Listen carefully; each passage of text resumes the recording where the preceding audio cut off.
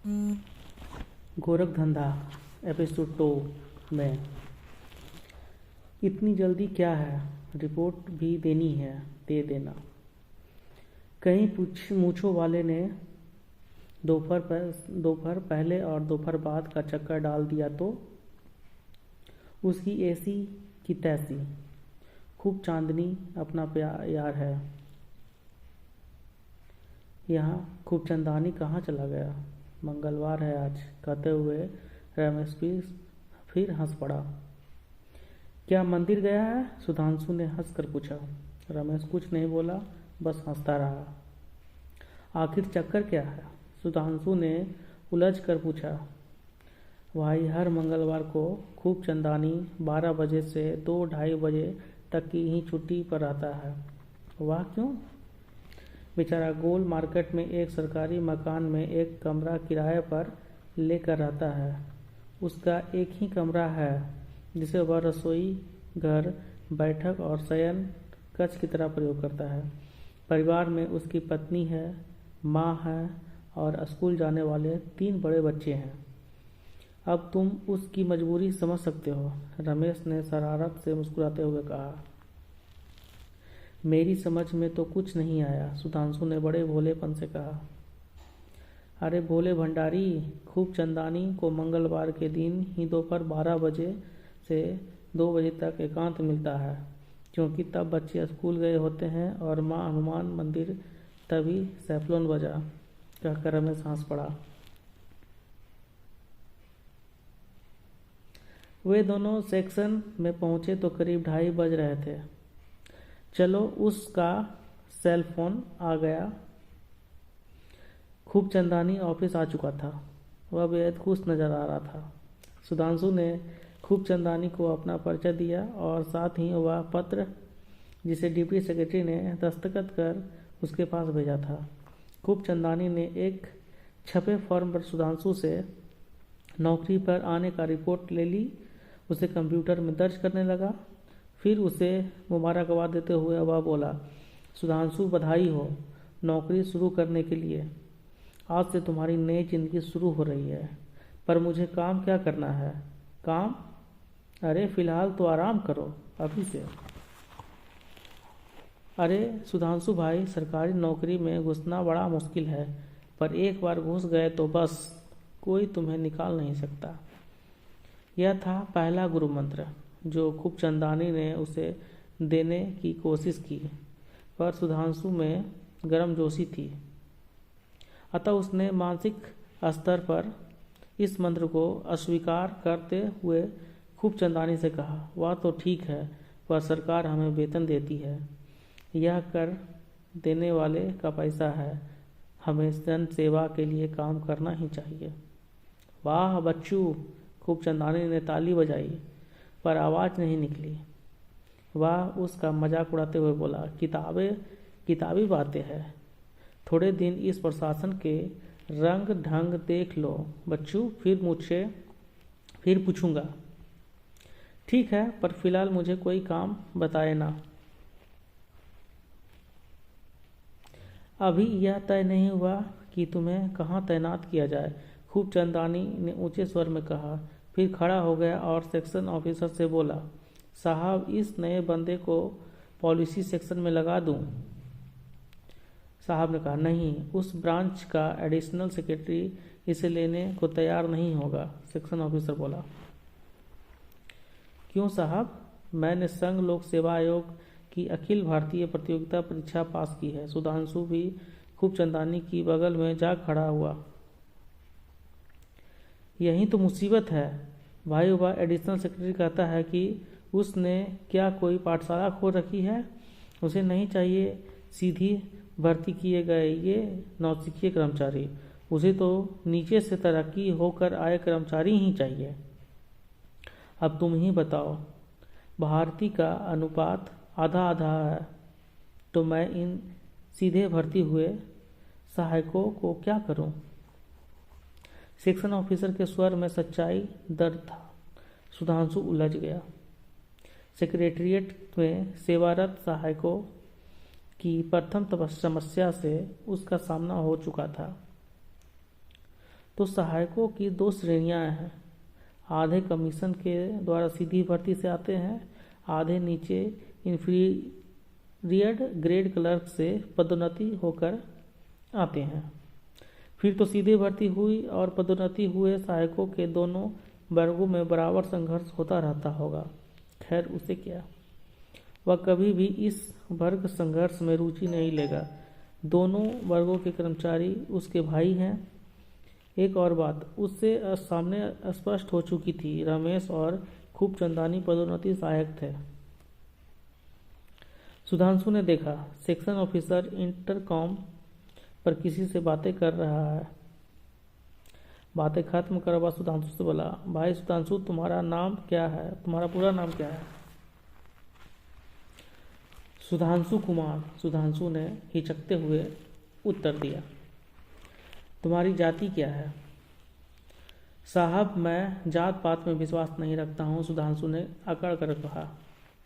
यूँ क्यों नहीं कहते कि पंजाबी वर्ग में पंजाबी बने रहना चाहते हो और दक्षिण वालों में दक्षिणी भर्ती है? सुधांशु अचक्का गया। उससे ने कोई उत्तर नहीं दिया। खैर जो भी हो, मुझे क्या मतलब। मैंने अभी अंडर सेक्रेटरी से तुम्हें तैनात करने के बारे में बातें की थी। तुम्हें प्रतीक्षा करनी होगी, सेक्शन ऑफिसर ने निर्णायक स्वर में कहा। ठीक है, जब तक मुझे कहीं तैनात नहीं किया जाता तब तक मैं क्या करूं? मौज, अपनी सीट पर बैठे बैठे रमेश ने कहा। सब हंस पड़े। अरे भाई, काम करने के लिए पूरी जिंदगी पड़ी है, इतनी जल्दी भी क्या है? खूबचंदानी ने मुस्कुराते हुए कहा। ठीक है, तुम खूबचंदानी के पास बैठकर कुछ कंप्यूटर के ऑपरेशन सीख लो तथा फाइलें पढ़ो, सेक्शन ऑफिसर ने अपना फैसला दे दिया। सुधांशु खूबचंदानी और रमेश के बीच बैठ गया। उसे लग रहा था जैसे वह सैंडविच में टमाटर के स्लाइस की तरह ब्रेड के इन 2 मोटे टुकड़ों के बीच फंस गया है। इन फाइलों पर कैसे काम होता है? क्या कंप्यूटर पर ही रिपोर्ट नोट बनाकर लगानी होती है या हाथ से लिखनी होगी? सुधांशु ने रमेश से पूछा। अरे यार, तू तो हर चीज़ बड़ी गंभीरता से लेता है। चुपचाप बैठा रह, फाइलें पढ़ने के लिए जिंदगी पड़ी है। 3 बजने दे, कैंटीन चलेंगे चाय पीने, रमेश बड़ी सहजता से बोला। आप दिन भर में कितनी चाय पीते हैं? सुधांशु ने हल्के स्वर में पूछा। जितनी मिल जाए। मैं तो दिन में सिर्फ 1 बार चाय पीता हूँ, और वह भी सुबह के समय। कुछ दिन ठहर जाओ, दिन भर पीने लगोगे। मौन रहकर सुधांशु ने वार्ता भंग कर दी।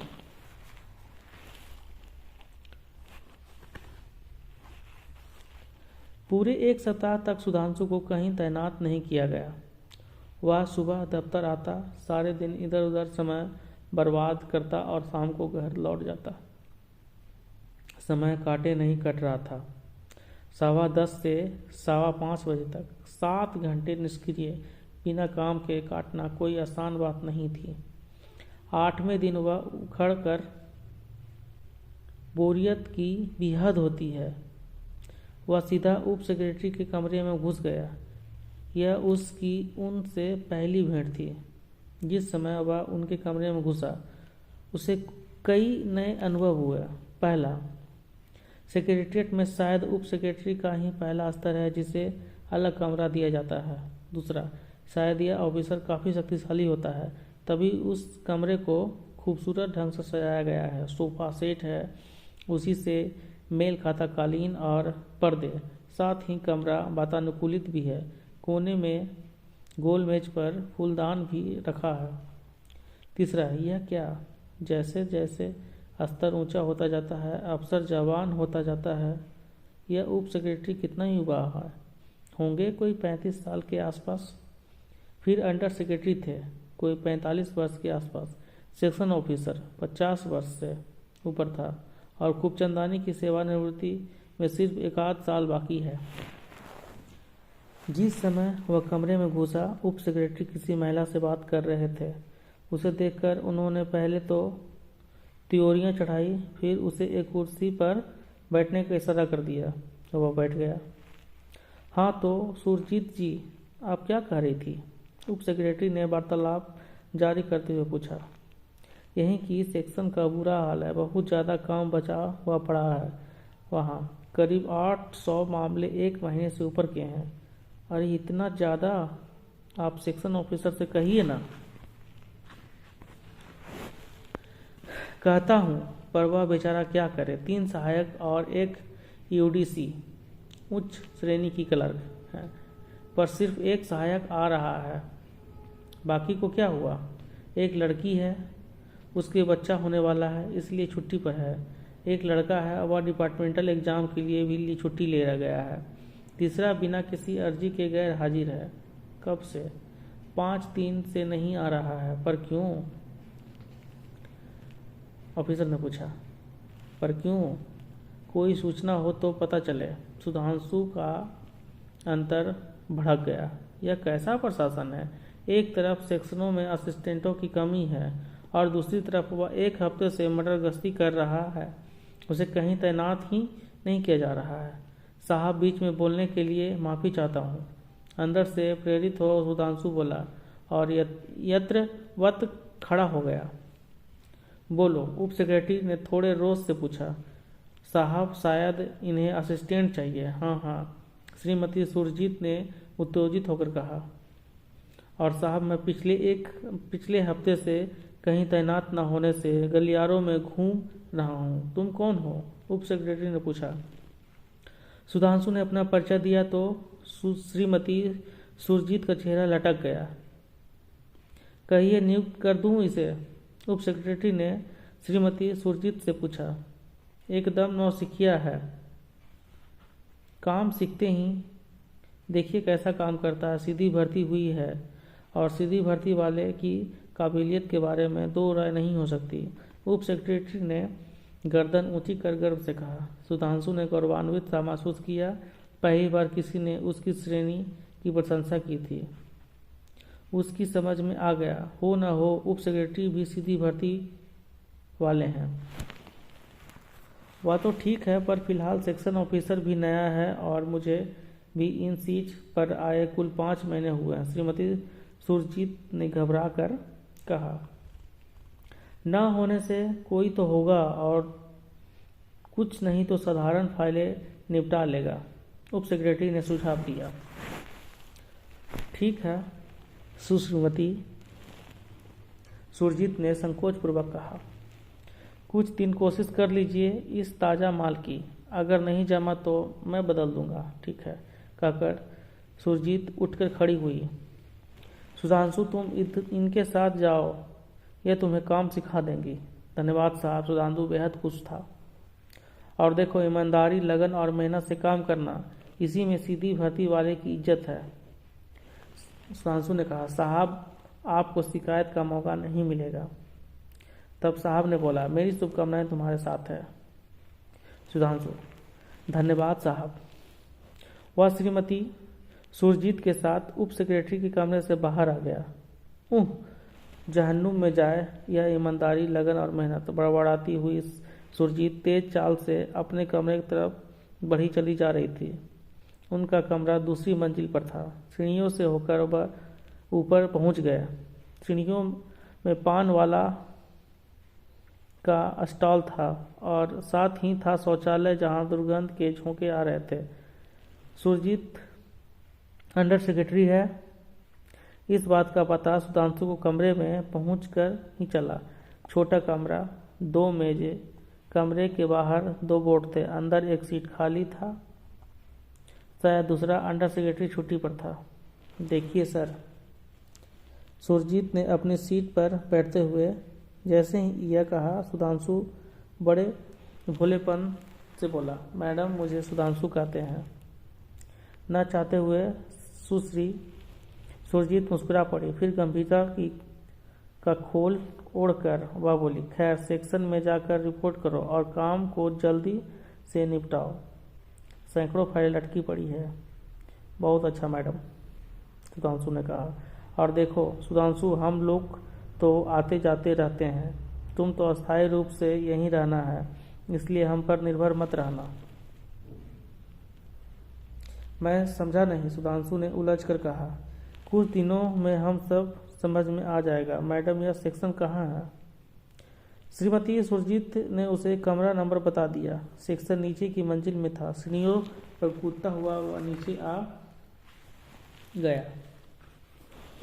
अपने सेक्शन के कमरे में घुसते हुए सुधांशु को लगा जैसे वह किसी मंदिर में प्रवेश कर रहा है। बड़ी शांति और पवित्रता से मिली जुली अनुभूति ही उसे हुई। अंदर वह प्रशासन सेक्शन वाला माहौल था।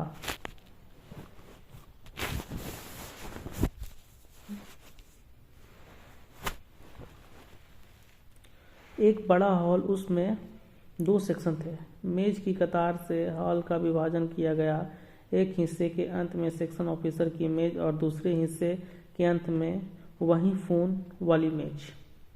पिछले 8 दिनों के दौरान वह सेक्रेटेरिएट के कमरे की संरचना और उसके महत्व से परिचित हो चुका था। जैसे ही वह कमरे में घुसा, प्रथम भाग के शुरू में जो मेज थी और जिस पर मोटे मोटे रजिस्टर का अंबार था तथा पास में रखे कंप्यूटर में भी वह कुछ दर्ज कर रहा था, उस पर झुककर काम करते हुए एक व्यक्ति को देखकर उसे बेहद सुखद आश्चर्य हुआ। वह मेज के पास जाकर खड़ा हो गया। बड़ी बड़ी आंखों में एक अनामी सी उदासी को समाये वह वहाँ मौजूद थी। कितनी तन्मयता से किसी मोटे रजिस्टर को पढ़ने में वह खोई हुई थी। उसे यह भी पता नहीं चल पाया था कि कोई उसके पास खड़ा है। कुछ क्षणों के अंतराल सुधांशु खांसा, फिर बोला, माफ़ कीजिए। उसने गर्दन उठाकर सुधांशु को देखा, फिर चौंक कर बोली, तुम? सुधांशु मुस्कुरा दिया। इस जीवन की शुरुआत के पहले दिन जिससे प्रथम भेंट हुई थी, जिसने उसके मार्गदर्शन का आश्वासन दिया था और जो द्वार पर खड़े संतरी के कारण अपना वादा पूरा नहीं कर पाई, उसे वह कैसे भूल सकता था। अंतर्मन के ऊपर एक अमिट सी छाप छोड़ दी थी उसने। ऐसे क्या देख रहे हो? वह खड़ी होकर बोली, माफ़ कीजिए, क्या आप इसी सेक्शन में हैं? हाँ। क्या तुम्हारी नियुक्ति इसी सेक्शन में हुई है? हाँ। सुधांशु ने गौर से देखा और अद्भुत और अद्वितीय दृश्य को। उसकी स्वीकृति ने बड़ी बड़ी आंखों वाली के मुख पर एक अदृश्य झीने से सुख की सृष्टि कर दी थी और उसकी आंखें में कैद उदासी की कालिमा भरी छायाएं क्षणांश के लिए तिरोहित हो गई थी। बड़ा विचित्र संयोग है ना? सुधांशु ने अन्यास कह डाला। अच्छा ही है। वह सिर्फ इतना ही बोली। ठीक है, मैं सेक्शन में रिपोर्ट करता हूँ, कहकर सुधांशु आगे बढ़ गया। जैसे ही वह सेक्शन ऑफिसर के पास पहुंचा, उसे अपनी गलती का एहसास हो गया। फिर भी अपने संदेह की पुष्टि के लिए उसने कहा, साहब, आप कुलदीप जी हैं? नहीं, कुलदीप जी उधर वाले सेक्शन में हैं। सेक्शन ऑफिसर ने गर्दन झुकाए हुए उत्तर दिया। सुधांशु वापस लौटा। तब बड़ी आंखों वाली बीच हॉल में आ चुकी थी। उसे देखकर सुधांशु बोला, मेरी नियुक्ति मेज जो की लाइनें के उस पार वाले सेक्शन में हुई है। कोई बात नहीं, एक सेक्शन ना सही, एक कमरा तो है, उस युवती ने बड़ी शालीनता से कहा।